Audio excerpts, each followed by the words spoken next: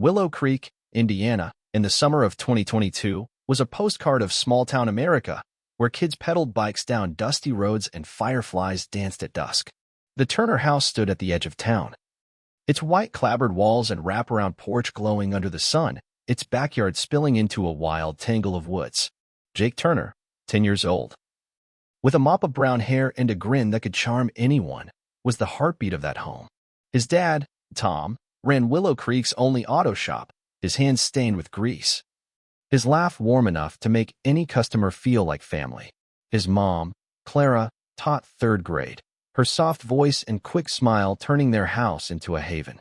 Together, they were the kind of family that made Willow Creek feel like it could stay perfect forever. Jake lived for summer, when school was out and the woods became his playground. He'd spend hours out there, a stick in hand, pretending to be a pirate, an astronaut, or a knight. His best adventures were the ones he made up, where he was the hero, saving lost travelers or battling dragons. One sweltering July afternoon, with the air thick and cicadas droning, Jake was weaving through the ferns, his sneakers crunching on twigs.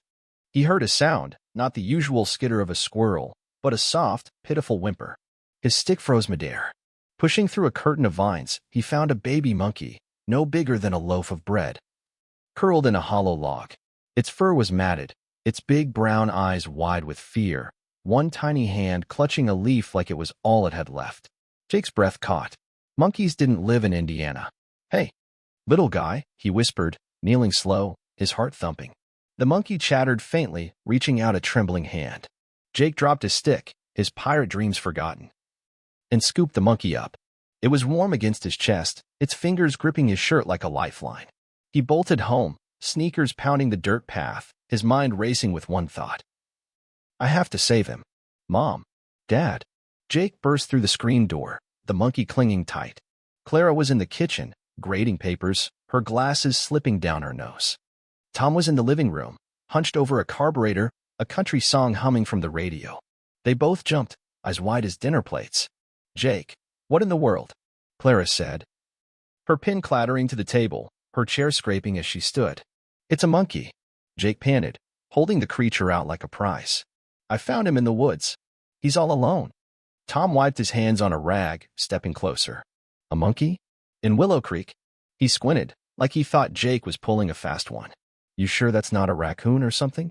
Jake giggled, the monkey nuzzling his neck. "Dad, look at his face. He's scared and hungry. Can we keep him? Please." Clara crossed her arms, her teacher face on full display. "Honey, a monkey's not a kitten. They're wild animals, and we don't know the first thing about raising one. It could be dangerous, but he'll die out there." Jake's voice cracked, his eyes brimming with tears. "I'll do everything, feed him, clean up, whatever you say. I swear." Tom knelt beside Jake, studying the monkey. It peered back, chattering softly, and Tom's tough guy facade cracked. "Clara, the kid's got a point. This little fella's got no one. Probably escaped some circus or a shady pet dealer. We can't just turn him loose in the woods." Clara sighed, her resolve wavering. "Fine, but we're calling the vet and animal control first thing tomorrow. If he's healthy and no one claims him, we'll figure it out." Jake's grin could have lit up the county. He named the monkey Milo, after the hero in his favorite book, The Last Explorer. That night, he made a bed for Milo in his room, an old wooden crate lined with blankets and one of his old t-shirts. Milo curled up, clutching the shirt, and Jake fell asleep watching him, already imagining the adventures they'd share, racing through the woods, building secret hideouts, being heroes together. The next day was a whirlwind. The vet confirmed Milo was a Capuchin, about 6 months old, underfed but healthy. Animal control had no record of a missing monkey, and no one came forward to claim him. By August, Milo was officially a Turner, his crate a permanent fixture in Jake's room. Jake took his promise seriously, waking at dawn to mash bananas and scrub Milo's bedding. Clara drew up a chore chart, and Tom built a climbing frame in the backyard, muttering about crazy zoo life, but smiling when Milo scrambled up it like a pro. Milo wasn't just a pet, he was a marvel. Within weeks, he'd learned to open the fridge, sneaking apples when Clara wasn't looking. He mimicked Jake's every move, clapping when Jake clapped, tossing a ball back with pinpoint aim. One Saturday, Tom taught Milo a hand signal for sit, holding up 2 fingers. Milo nailed it on the first try, plopping down with a proud chirp, and Jake hooped, high-fiving his dad.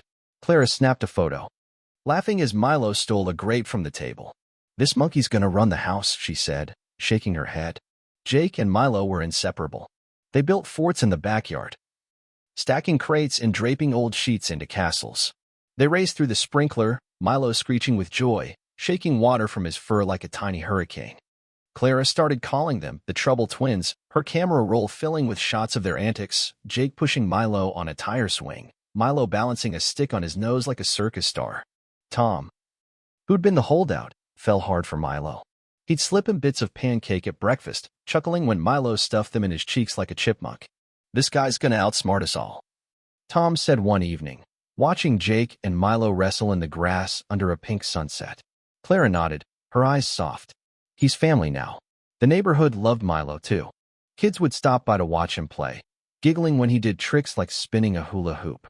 Mrs. Larson, the elderly widow next door, brought over homemade cookies, saying Milo reminded her of a pet she'd had as a girl. Even Sheriff Daniels, who'd raised an eyebrow when he heard about the monkey, tipped his hat when he saw Milo riding on Jake's shoulder. "That's one special critter, Jake," he said, ruffling Jake's hair. But not everyone was charmed. Dave, Tom's best friend since high school, was a regular at the Turner house. A car salesman with a slick smile and a louder-than-life laugh, Dave always had a story about his latest deal, his red pickup parked out front like a trophy. Jake liked his tales of far-off cities. But Milo didn't. Whenever Dave showed up, Milo would cling to Jake, his chatter sharp, his eyes narrow. "What's with your monkey, kid?" Dave said one afternoon, tossing a bottle cap onto the kitchen table. "Acts like I stole his lunch." Jake shrugged, petting Milo's head. "He's just shy." But Milo wasn't shy, he was watchful. His gaze tracking Dave like he saw something no one else did.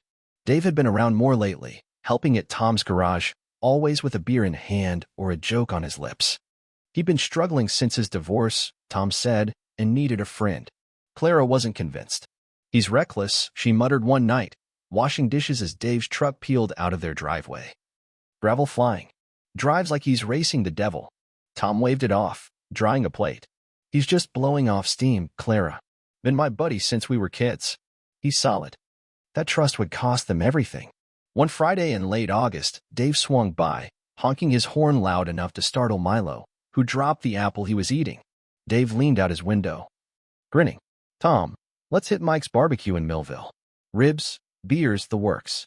You in?" Tom hesitated, glancing at Clara.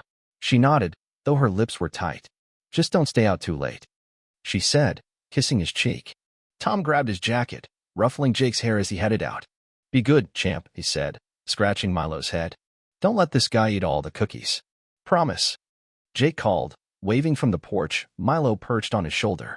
The sky was gold, crickets humming, Willow Creek quiet and safe. Jake didn't know that night would shatter his world.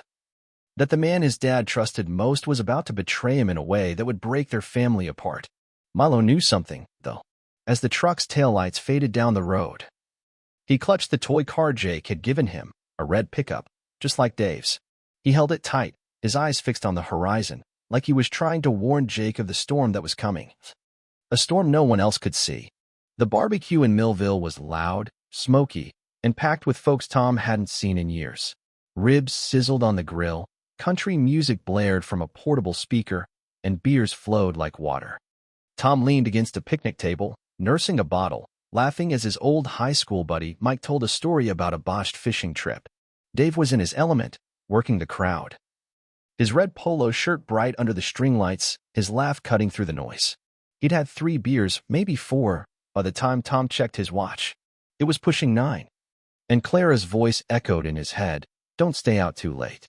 "Ready to roll, man?" Tom called, tossing his empty bottle into a bin.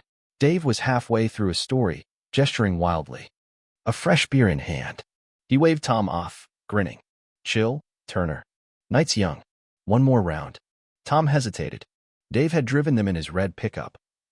And Tom didn't like the way his friend's eyes were glassy, his words slurring just a touch. But Dave was stubborn, always had been, and Tom didn't want to make a scene. "All right, but make it quick," he said, clapping Dave's shoulder. "Clara'll have my hide if I'm late." By 10, the party was winding down, and Dave finally stumbled toward the truck, keys jingling. Tom followed, unease twisting in his gut. "You sure you're good to drive?" he asked, buckling his seatbelt. Dave scoffed, starting the engine. "Good as gold, man. Been driving these roads since we were 16. Relax." The radio kicked on, blasting a rock song, and Dave peeled out of the gravel lot, tires spitting dust. The road back to Willow Creek was dark, a two-lane stretch flanked by cornfields and pines. Dave drove fast, too fast, the truck's headlights slicing through the night. Tom gripped the armrest, his jaw tight. "Slow down, Dave. In a race." Dave laughed, cranking the radio louder. "You worry too much, Turner. I got this." He took a swig from a beer he'd snuck from the party, and Tom's stomach dropped. "Pull over," Tom said, voice sharp. "Now." Before Dave could answer, a figure appeared in the road. A man, maybe a hitchhiker, stepping out from the shoulder. Tom shouted, but it was too late. The truck swerved, tires screeching, and the sickening thud of impact shook the cab. Tom's head slammed against the window, pain exploding behind his eyes. The world spun, then went black. Dave froze, hands trembling on the wheel. The truck had skidded to a stop, the man's body crumpled in the headlights. His beer bottle rolled on the floor, spilling foam. He cursed, heart pounding, and looked at Tom, slumped against the door, blood trickling from his temple. The road was empty, no cars, no witnesses. Dave's mind raced. He could call 911, but the beer, the speed, the blood on the bumper, it'd all point to him. He'd lose everything. He made a choice. Dave shoved the truck into gear, drove a mile down a side road, and parked in a ditch. He dragged Tom out, propping him against a tree, then ran back to the truck and floored it, disappearing into the night. The man in the road was gone, dead or dying, and Dave wasn't sticking around to find out. Back in Willow Creek, Jake was asleep in his room, Milo curled in his crate, the toy red pickup clutched in his tiny hand. Clara was in the living room, grading papers, glancing at the clock. 10:30, and no Tom. She called his phone, but it went to voicemail. Her stomach twisted, but she pushed it down. "He's fine. Just late." At midnight. Headlights flashed in the driveway, not Dave's truck, but a sheriff's cruiser. Clara's heart stopped. She opened the door to Sheriff Daniels, his face grim. "Clara, you need to sit down." The words hit like a freight train. A hit-and-run on Route 17. A man dead. Tom found unconscious near the scene, his wallet and keys in the dirt, the truck abandoned. Blood on his clothes. His prints in the cab. The sheriff didn't say murder, but the weight was there. Tom was in custody, barely awake, a concussion clouding his memory. Clara shook her head, tears burning. "No, Tom wouldn't do this. He's not that kind of man." Daniels sighed. "I know it's hard, Clara, but the evidence, it's strong. He's at the county hospital now, under guard. You can see him tomorrow." Clara didn't sleep. She sat at the kitchen table, staring at the phone, willing it to ring with some explanation, some mistake. Jake woke at dawn, padding downstairs in his pajamas. Milo trailing behind. "Where's Dad?" he asked, rubbing his eyes. Clara knelt, pulling him close, her voice breaking. "There's been an accident, sweetie. Dad's in trouble, but we're gonna fix it." "Okay." Jake's face crumpled. "What kind of trouble? Is he hurt?" Clara couldn't lie, but the truth was too heavy. "He's in the hospital, but he's okay. The police, they think he did something he didn't. We'll figure it out." Jake hugged Milo, tears spilling. "Dad wouldn't hurt anyone. He's the best." Milo chattered softly, pressing his head against Jake's cheek, like he understood. The news spread fast. By noon, Willow Creek was buzzing. Neighbors whispered, some dropping off casseroles, others avoiding Clara's eyes. At the hospital, Tom sat in a guarded room, his head bandaged, his face pale. "Clara," he croaked, reaching for her hand. "I don't remember much. Dave was driving. We were arguing. Then, nothing." Clara squeezed his hand, her heart breaking. "We'll fight this, Tom. I promise." Jake wasn't allowed in, so he waited in the hall, Milo in his arms, clutching the toy truck. He didn't understand the words, hit and run, manslaughter, but he felt the weight. His dad, who fixed cars and told bedtime stories, was in handcuffs. It wasn't right. That evening, Dave showed up at the Turner house, his face a mask of grief. Clara was in the kitchen, sorting through bills, her eyes red. Jake was on the couch, Milo curled beside him, the TV droning unwatched. Dave knocked softly, letting himself in. "Clara," Jake, he said, voice thick. I'm so sorry. I can't believe this. Clara looked up, exhaustion etched in her face. Dave, you were with him. What happened? Dave sank into a chair, rubbing his face. We were at Mike's. Tom had a few beers, said he'd drive. I tried to stop him, but he insisted. I took a cab home after he left. Never thought, he trailed off, shaking his head. I should have fought harder to take the keys. Jake stared, his stomach twisting. Dave's story didn't feel right, but he didn't know why. Milo, though, knew. He climbed onto Jake's lap, his chatter sharp, his eyes locked on Dave. He clutched the toy red pickup, waving it like a flag, his tail flicking. Easy, Milo, Jake whispered, petting him. Dave forced a smile. Your monkey's got attitude, kid. Look, I'm here for you guys. Anything you need, money, chores, whatever. Tom's my best friend. This kills me. Clara nodded. Too tired to argue. Thanks, Dave. Well, we'll get through. Dave hugged Jake, his grip too tight. Stay strong, buddy. Your dad's tough. He'll be okay. But as he pulled away, Milo bared his teeth. A low growl rumbling in his throat. Dave laughed, but it was hollow. Crazy monkey. After Dave left, Clara sat with Jake, holding him close. We'll hire a lawyer, she said. We'll prove Dad's innocent.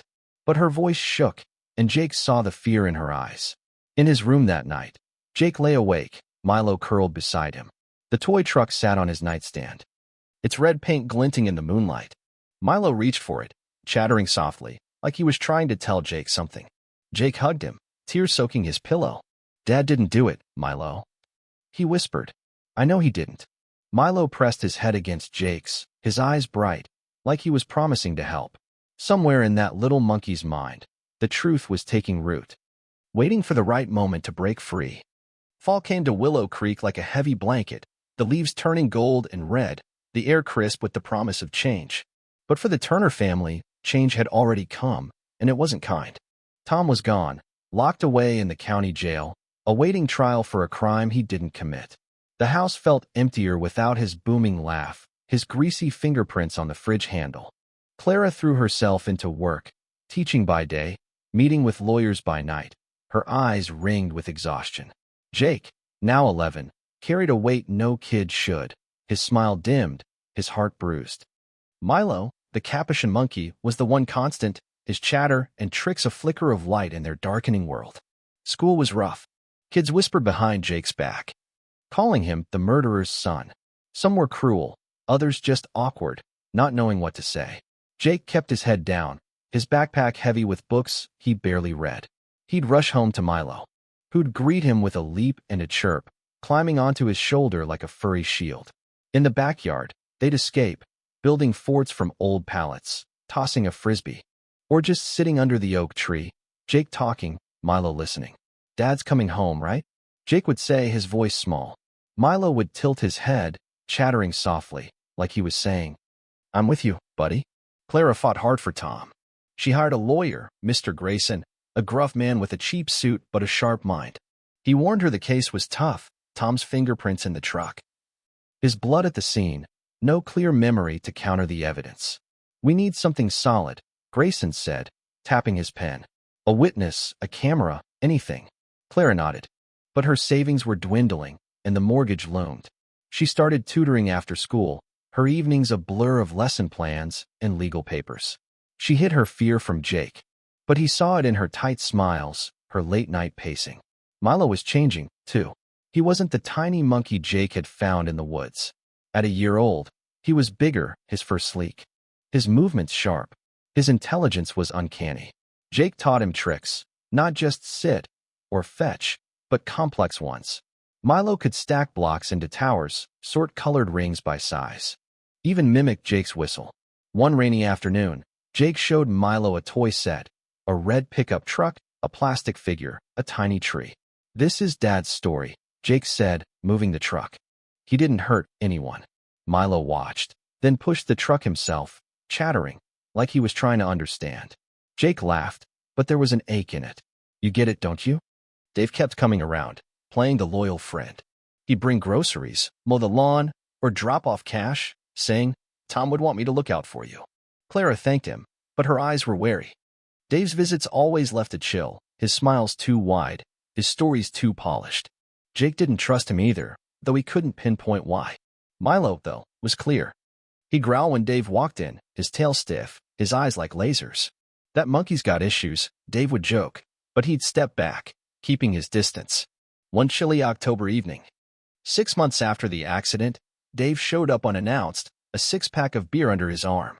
Clara was at a parent-teacher conference, and Jake was in the living room, doing homework. Milo perched on the couch with his toy truck. Dave knocked, letting himself in. "Hey, kid," he said, his voice too loud. "Where's your mom?" "School stuff." Jake mumbled, not looking up. Milo chattered, clutching the truck tighter. Dave flopped onto the couch, cracking a beer. "Tough day, huh? You holding up?" He ruffled Jake's hair, but Jake pulled away, focusing on his math. Dave kept talking, about work, the weather, anything to fill the silence. He drank fast, the cans piling up, his words slurring. Jake ignored him, but Milo didn't. The monkey sat rigid. His eyes locked on Dave, the toy truck in his lap like a talisman. An hour later, Dave was on his fourth beer, his face flushed, his voice loose. He leaned close to Jake, beer breath heavy. "You know, kid, life's unfair. Your dad, he's a good guy, but sometimes good guys get screwed." He laughed, bitter, then muttered, almost to himself, "I didn't mean for it to go down like that." I panicked. "Okay?" Ran and left him there. Couldn't let it ruin me. Jake's pencil stopped. He didn't catch every word. Dave's voice was low, the TV droning, but something felt wrong. He glanced up. Confused. "What?" Dave blinked, like he'd forgotten Jake was there. "Nothing, kid. Just talking nonsense." He forced a laugh, but his hands shook as he opened another beer. "Don't worry about it." Milo, though, heard everything. He leaped onto the coffee table, clutching the toy truck, his chatter sharp and urgent. He waved the truck, pointing at Dave, then at the floor. Like he was reenacting something. Jake frowned. "Milo, chill." But Milo kept going, his eyes fierce, like he was screaming, "Listen to me." Dave stared, his smile gone. "What's with the monkey, Jake?" "He's freaking me out." "He's fine," Jake said, but his stomach twisted. Milo wasn't fine. He was trying to say something big. Jake didn't understand, not yet, but the seed was planted. Dave left soon after, stumbling to his truck, muttering about needing air. Clara came home an hour later, her face drawn. Jake told her about Dave's visit, leaving out the weird muttering. He wasn't sure what he'd heard. Clara's eyes narrowed. "He was drinking here? With you alone?" She hugged Jake tight, her voice shaky. "He shouldn't be doing that." That night, Jake lay in bed, Milo curled beside him, the toy truck on the nightstand. He couldn't shake Dave's words, the way they'd slurred out, heavy with guilt. "What did he mean, Milo?" Jake whispered. "Left who where?" Milo chattered softly, nudging the truck closer, like it held the answer. Jake hugged him, his mind spinning. He didn't know it. But Milo was already piecing together the truth, storing Dave's confession in his sharp little mind, waiting for the day he could make Jake see. Life ground on. Clara sold Tom's tools to pay the lawyer, each sale a stab to her heart. Jake stopped inviting friends over, tired of their stares. School felt like a cage, but the backyard with Milo was freedom. One day, Jake set up the toy set again, arranging the truck, the figure, the tree. "Show me, Milo," he said, half joking. Milo pushed the truck, then moved the figure away, like it was running. Jake laughed, but his chest tightened. It felt like a story, one he didn't yet understand. Christmas came, gray and quiet. Clara baked cookies, trying to keep things normal. But the tree felt wrong without Tom's lopsided star on top. Dave sent a card, promising to visit, but Clara tossed it in the trash. "We don't need his pity," she said, her voice hard. Jake nodded. But he saw Milo staring at the trash can, like he knew something they didn't. In jail, Tom was fading. He wrote letters, his handwriting shaky, telling Jake to be strong, to take care of Milo. "You're the man of the house now," he wrote. Jake read the letters until the paper creased, tears blurring the ink. He'd sit with Milo, reading aloud, and Milo would listen, his head tilted. Like he was memorizing every word. Spring arrived, then summer, the seasons blurring. Jake turned 12, his birthday a quiet dinner with Clara and Milo, who stole a cupcake and made Jake laugh for the first time in months. But the ache never left. Tom's trial was set for fall, and Grayson wasn't hopeful. "We need a miracle," he told Clara. Milo, though, was working on that miracle. Every night, he'd hold the toy truck, chattering to himself, his mind turning over Dave's words, the truck, the night that broke the Turners. He was waiting, watching, ready to show Jake the truth when the time was right. And that time was coming, faster than anyone knew.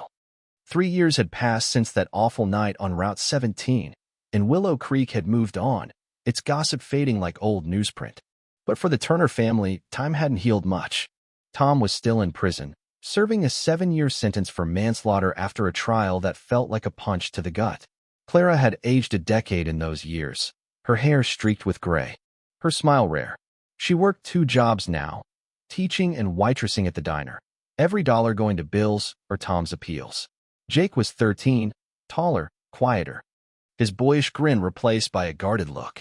The only thing that hadn't dimmed was his bond with Milo, the Capuchin monkey who'd become his shadow, his confidant, his best friend. Milo was no longer the scrawny baby Jake had found in the woods. At 4 years old, he was strong, his fur glossy, his movements quick and sure. His intelligence had grown sharper, almost eerie. He could solve puzzles Jake made from string and cups, fetch specific toys on command, even turn on the TV with the remote. Jake had taught him dozens of tricks, but Milo seemed to teach himself, too, watching the world with eyes that missed nothing. In the backyard, they still played, tossing a frisbee, climbing the oak tree, but it was different now, heavier. Like they were both waiting for something to break. Jake visited Tom every month, a tower bus ride to the state prison. Tom's letters had kept Jake going, but seeing him was harder. His dad looked thinner, his eyes hollow, but he'd force a smile, ruffling Jake's hair through the plexiglass.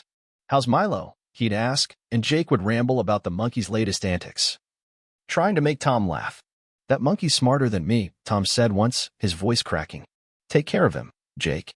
And your mom." Jake nodded, swallowing the lump in his throat, promising himself he'd find a way to bring his dad home. Home wasn't the same. The house felt like a museum, full of memories no one touched, Tom's toolbox in the garage, his flannel jacket on the hook. Clara kept fighting, but the lawyer's last appeal had failed, and hope was slipping. Jake felt it, too, a weight that made school, friends, even laughter feel wrong. But Milo was his anchor. Every night, Jake would talk to him, spilling his fears, his dreams. Milo would listen, chattering softly, nudging Jake's hand like he was saying, "We'll fix this." Dave had faded from their lives, mostly. He'd moved to a bigger house across town, his car sales booming, his red pickup shinier than ever. He'd stop by now and then, less often as time passed. Always with a quick excuse: work, travel, a new girlfriend. Clara didn't push him away, but she didn't trust him, not after that drunken night when his words had felt like a confession. Jake barely thought about Dave anymore, too focused on surviving school and helping Clara. But Milo hadn't forgotten. He still growled when Dave's name came up, still clutched that toy red pickup, the one Jake had given him years ago, like it was a piece of the puzzle only he could see. One humid August afternoon, 3 years to the day since the accident, Jake was in his room, sprawled on the floor with a comic book, the fan whirring lazily. Milo was on the bed, fiddling with his toy set, the red pickup, a plastic figure, a tiny tree. Jake had stopped playing with it much. But Milo never let it go, rearranging the pieces like they told a story. Clara was at the diner, her shift running late, and the house was quiet, just the hum of cicadas outside. Milo hopped off the bed, chattering urgently, and tugged Jake's sleeve. "What's up, buddy?" Jake said, setting the comic down. Milo scampered to the floor, grabbing the toy truck and the figure. He pushed them across the carpet, making a low, rumbling sound, like an engine. Then he stopped, placed the figure by the tree, and ran the truck away, leaving the figure behind. He looked at Jake, eyes wide, and pointed to a photo on the wall, a faded snapshot of Tom and Dave at a 4th of July barbecue, Dave's arm around Tom's shoulder. Jake frowned, his heart skipping. "Milo, what are you doing?" Milo chattered louder, repeating the scene, truck moving, figure left, pointing at Dave's face in the photo. Jake's mouth went dry. He remembered that night, Dave's slurred words. The way Milo had waved the truck like it meant something.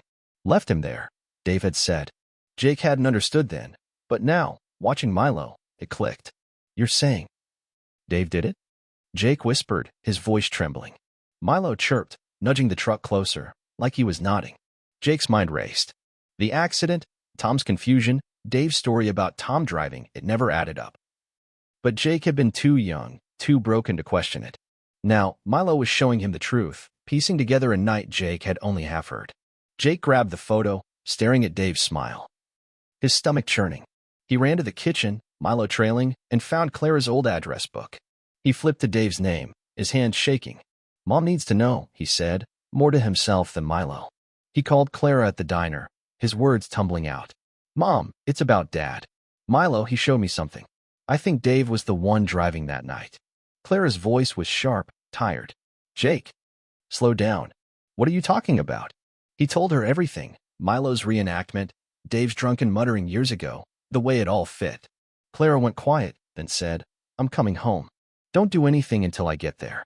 When Clara walked in, her apron still on, Jake was pacing, Milo on his shoulder, the toy truck in his hand. She listened as Jake explained again, her face tightening. "I always felt something was off," she said, her voice low. "Dave's story never sat right. But we need proof, Jake. Milo's smart, but a monkey's word won't hold up in court." Jake nodded, his jaw set. "Then we'll find proof. For Dad." Clara hugged him, tears in her eyes. "Okay, honey, we'll try. But we have to be smart about this." She looked at Milo, who chirped, holding the truck like a badge. "Thank you, Milo," she whispered, and Jake swore Milo understood. That night, Jake couldn't sleep.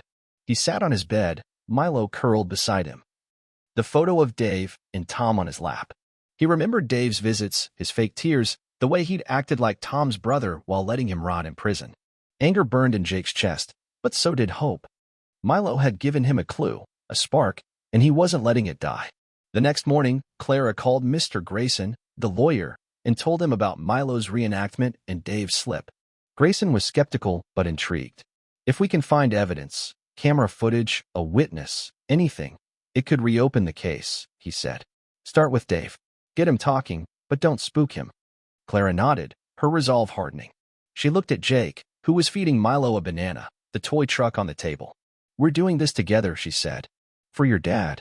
Jake felt a fire he hadn't felt in years. He hugged Milo, who chattered, his eyes bright. "You're the best, Milo," Jake said. "You're gonna save Dad." Milo nudged the truck, like he was saying, "We're not done yet." In Willow Creek, the truth was stirring, a secret buried for 3 years, now clawing its way out. Milo had lit the fuse, and Jake was ready to follow it, no matter where it led. Dave's days of hiding were numbered, and the Turners were coming for justice, with a monkey leading the way. The August heat lingered in Willow Creek, the air thick with the promise of a storm. Jake woke with a fire in his chest, Milo's revelation from the day before burning bright. The toy red pickup sat on his nightstand, a silent vow that Dave's lies were unraveling. Clara was already up, coffee brewing, her face set with a determination Jake hadn't seen in years. They were done waiting for miracles, they were making one. Milo, perched on the kitchen counter, chattered softly, clutching the toy truck like a badge of truth.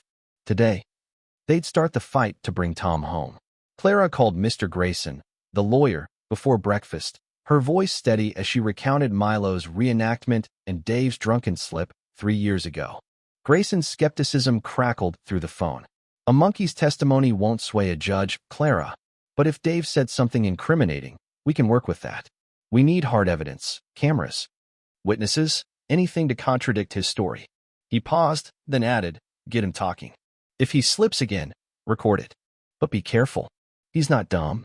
Jake listened, feeding Milo a grape, his mind racing. "We can do that, right, Mom? Get Dave to talk." Clara nodded, but her eyes were sharp. "We will, honey. But we play it smart. No risks." She looked at Milo, who chirped, waving the truck. "And you, little guy, keep doing whatever you're doing." Their first step was the sheriff's office. Jake and Clara walked in, Milo on Jake's shoulder, drawing stares from deputies.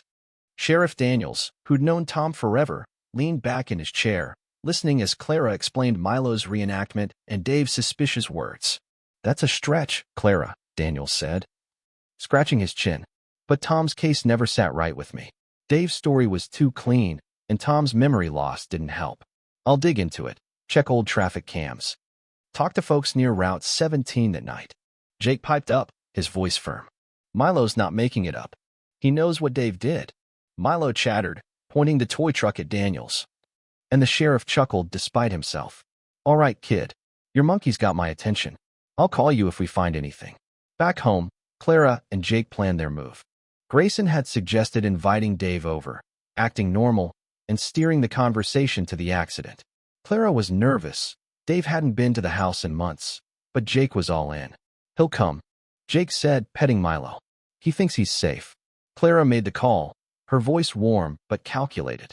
"Dave, it's been a while. Jake's been asking about you. Want to come for dinner tomorrow? Just us, like old times." Dave hesitated, then agreed, his tone overly cheerful. "Sure thing, Clara. Be good to catch up." The next evening, the kitchen smelled of meatloaf and mashed potatoes. Clara's attempt at normalcy. Jake set the table, Milo perched nearby, the toy truck in his lap. Clara had hidden a small recorder in a drawer, its red light glowing faintly. Jake's heart pounded, but he kept his face neutral. Milo, though, was electric, his eyes tracking the door, his chatter low and tense. Dave arrived at 6, his red pickup gleaming in the driveway. He wore a pressed shirt, his smile wide but brittle. "Clara, Jake, smells amazing," he said, hugging Clara, then ruffling Jake's hair. Milo growled, climbing onto Jake's shoulder, the toy truck clutched tight. Dave stepped back, laughing nervously. "Still got that attitude? Huh, monkey?" Dinner started light, Clara asking about Dave's job, his new house. Jake picked at his food, watching Dave's every move. Milo stayed close, his eyes never leaving Dave, the truck like a grenade in his tiny hands. Clara steered the conversation carefully. "You know, Dave, Jake's been thinking about Tom a lot lately. That night, it's still so hard to believe." Dave's fork paused, his smile tightening.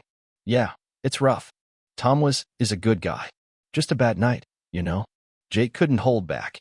"You were there, though. You said Dad drove, but he never drank much. Why'd you let him?" Dave's eyes flicked to Jake, then away. "Kid, I tried to stop him. He was stubborn. You know how he gets." He took a long sip of water, his hand unsteady. Clara leaned in, her voice soft but pointed. "It's just strange, Dave. Tom's memory's all fuzzy, but you were so sure. Did anything else happen? Something you forgot to tell the police?" Dave shifted, his laugh forced. "Clara, come on. It was 3 years ago. I told them everything. Tom drove. I took a cab. That's it." But his voice cracked. And Milo reacted, leaping onto the table, waving the toy truck, chattering like he was shouting. He pointed at Dave, then mimicked the truck speeding away, leaving a plastic figure behind. Dave's face paled. "What the hell's with this monkey?" he snapped, pushing his chair back. "He's acting like he knows something." Jake's heart raced. "Maybe he does," he said, standing. "Milo's been doing this a lot, showing what happened that night. Like someone else was driving and ran." Dave laughed, but it was hollow, his eyes darting to the door. "You're listening to a monkey now? Jake, come on. That's crazy." Clara stayed calm, her hand near the recorder. "It's not crazy if it's true, Dave. If you know something, tell us. For Tom." Dave stood, his voice rising. "I don't need this. I came to help, and you're accusing me? I'm out." He grabbed his keys, but Milo leaped to the floor, blocking his path, waving the truck. His teeth bared. Dave froze, sweat beading on his forehead. "Get that thing away from me." Jake stepped forward, Milo on his shoulder. "You said you ran, Dave. That night you were drunk here. You said you left Dad there." Dave's eyes widened, his breath hitching. "You're twisting my words, kid." "I didn't." He stopped, realizing his mistake, and bolted for the door. Clara hit stop on the recorder, her hands shaking. They called Sheriff Daniels that night, sending him the recording. Daniels was already on the move. His team had found a grainy traffic cam from Route 17, 3 years old, showing Dave's red pickup speeding away from the scene, not Tom. A witness, a gas station clerk, came forward. Remembering a man matching Dave's description panicking that night, asking for directions away from the crash. 2 days later, Daniels knocked on the Turner's door, his face grim but hopeful. "We got him," he said. "Dave's in custody. Confessed when we showed him the tape. Said he panicked, didn't mean to kill anyone, just couldn't face the consequences." He looked at Jake. Milo on his shoulder. "Your monkey started this, kid. Never seen anything like it." Clara sobbed, hugging Jake, then Milo. "What about Tom?" she asked, her voice breaking. Paperwork started. Daniels said. With Dave's confession and the evidence, Tom's convictions being overturned. He'll be home soon. That soon was a week later. Jake and Clara drove to the prison. Milo in the back seat, the toy truck in his lap. The gates opened, and Tom stepped out, thinner, grayer, but his smile was pure Tom. Jake ran to him, tears streaming, and Tom lifted him off the ground. Hugging him tight, Clara joined, her arms around them both, and Milo leaped onto Tom's shoulder, chattering like he'd never stopped. "Missed you, champ," Tom whispered, kissing Jake's head. He scratched Milo's ear, his voice thick. "And you little hero." Clara told me everything. They drove home, the radio playing soft country, Willow Creek's fields golden under the sun. Neighbors lined the street, clapping, some crying, as the Turners pulled into their driveway. Mrs. Larson brought cookies, Sheriff Daniels tipped his hat. And Jake felt something he hadn't in years: hope. That night, they sat in the backyard, Tom's arm around Clara, Jake leaning against him, Milo curled in his lap, the toy truck finally at rest. The stars were bright, the air cool, and for the first time in 3 years, the Turner house felt like home again. But Jake knew the fight wasn't over, not yet.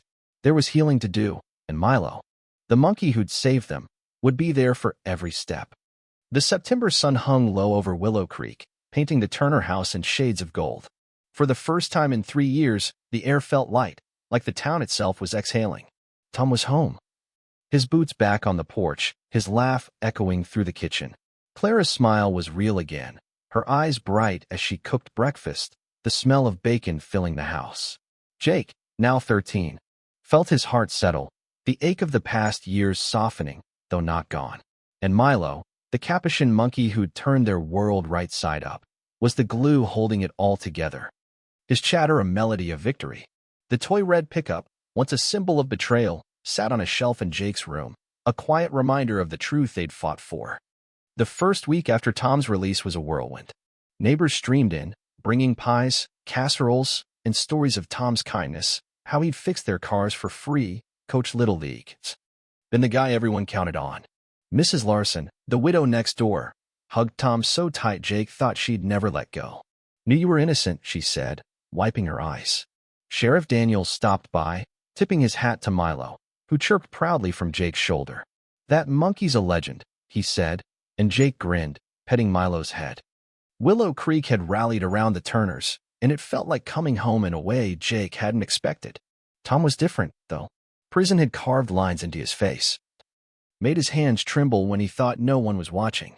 He'd sit in the backyard at dusk, staring at the oak tree, like he was relearning how to be free. Clara would join him, her hand in his, and they'd talk in low voices, rebuilding what the years had stolen. Jake saw it and knew healing wasn't instant, but it was happening, slow and steady, like the seasons turning. Jake helped, too. He'd drag Tom to the garage, where they'd tinker with an old motorcycle Tom had started before the accident. "Gotta get her running, champ," Tom said, handing Jake a wrench. His voice warm but fragile. Milo would perch on a toolbox, mimicking their movements, passing bolts with uncanny precision. Tom laughed, the sound rusty but real. "This monkey's gonna take my job." School was better now. The whispers had stopped, replaced by awe when kids heard about Milo's role in freeing Tom. Jake didn't mind the attention, but he kept it short, saying, "Milo's just Milo. He's family." He'd ride his bike home, Milo in a basket Tom had rigged, the monkey waving at passers-by like a tiny celebrity. Jake's grin was back, not as wide as when he was 10, but real, earned. Clara quit the diner, her teaching job enough now that Tom was rebuilding his auto shop. Customers returned, loyal as ever, and Tom worked with a quiet focus. Like every fixed car was proof he was back. Clara started gardening again, planting sunflowers along the fence, their bright heads nodding in the breeze. She'd catch Milo nibbling the leaves and laugh, shooing him gently. "You're trouble, but you're our trouble," she'd say, and Milo would chirp, scampering to Jake. Milo was the heart of it all. At 4 years old, he was a force, strong, clever, and fiercely loyal. Jake had built him a new climbing frame, higher and sturdier, and Milo would swing from it, doing flips that made Jake cheer. They'd play in the backyard, tossing a frisbee or racing to the oak tree, Milo always winning. Jake taught him new tricks, spinning a hula hoop, stacking cups into pyramids, and Milo learned fast. His eyes bright with pride. But his favorite was the old toy set, the red pickup and plastic figures. He'd arrange them sometimes, not to reenact the accident anymore, but to tell new stories. Ones where the truck stayed put, the figures safe. Jake watched, his throat tight, knowing Milo was rewriting their past in his own way. One crisp Saturday, the Turners threw a backyard barbecue, a celebration of Tom's return. Neighbors filled the yard, kids running wild, a country playlist humming from a speaker. Tom manned the grill, flipping burgers, his smile easier now. Clara passed out lemonade, her laugh bright. Jake and Milo were the stars, showing off tricks, Milo fetching a ball, balancing on Jake's bike. The crowd clapped, and Milo bowed. A trick Jake hadn't taught him, making everyone roar with laughter. Sheriff Daniels was there, sipping a soda, and he pulled Jake aside. "Heard Dave's trial's set for next month," he said quietly. "With his confession and the evidence, he's looking at serious time. You did good, kid." "You and Milo." Jake nodded, his chest tight. He didn't hate Dave, not exactly, but the betrayal still stung. Milo, sensing Jake's mood, climbed onto his shoulder, chattering softly, and Jake smiled. "Thanks, Sheriff. But Milo's the real hero." That night, after the guests left, the Turners sat under the stars, a blanket spread on the grass. Tom held Clara's hand, Jake leaned against his dad, and Milo curled in Jake's lap. The toy truck finally retired. "I miss this," Tom said, his voice thick. "You guys, this place, even that crazy monkey. I thought I'd lost it all." Clara squeezed his hand. "We never stopped fighting for you. Jake, Milo, they wouldn't let us." Jake looked at Milo, his eyes shining. "Milo knew, Dad. He remembered everything, showed me the truth. He's the best friend I've got." Tom scratched Milo's head, his voice soft. "You're more than a friend, Milo. You're a Turner." Milo chirped, nuzzling Jake, and for a moment, the world was perfect. The next week, Jake had an idea. He'd been thinking about Milo, about how one small monkey had changed their lives. At school, his teacher asked for a project on someone who inspires you, and Jake knew exactly what to do. He wrote a story about Milo, not just the accident, but the years of loyalty, the tricks, the way he'd kept Jake going when hope was thin. He read it to the class, his voice steady. Milo's toy truck in his pocket. The room was silent, then erupted in applause, kids begging to meet Milo. Jake grinned, promising a backyard show. The story spread. A local reporter caught wind. And soon, the Turners were on the evening news, Jake and Milo front and center. "The monkey who solved a crime." The headline read, and Willow Creek ate it up. People stopped by, leaving treats for Milo, calling him a hero. Jake didn't mind the fuss, but he made sure they knew the truth. Milo wasn't just a hero. He was family. Clara and Tom watched it all. Proud but protective. They'd been through too much to let fame change them. One evening, as fall turned the leaves crimson, they sat Jake down. "We've been talking," Clara said, her eyes soft. "This backyard's big, and Milo's shown us what animals can do. We're thinking of turning part of it into a sanctuary, nothing big, just a place for animals like Milo, ones who need a home." Jake's eyes lit up. "Like a zoo? For monkeys?" Tom chuckled. "More like a safe spot. Maybe a few monkeys, some other critters. You and Milo could help run it." Jake hugged them, Milo leaping into the mix, chattering like he approved. "Milo's the boss," Jake said, laughing. "Right, buddy?" Milo spun in a circle, his tail high, and the Turners laughed, the sound carrying into the night. As winter loomed, the sanctuary took shape. Tom built enclosures, Clara researched permits, and Jake designed a sign, Milo's Haven. They rescued their first animal, a parrot with a broken wing, and Milo watched it like a curious big brother. Jake knew it was just the start, a way to give back what Milo had given them.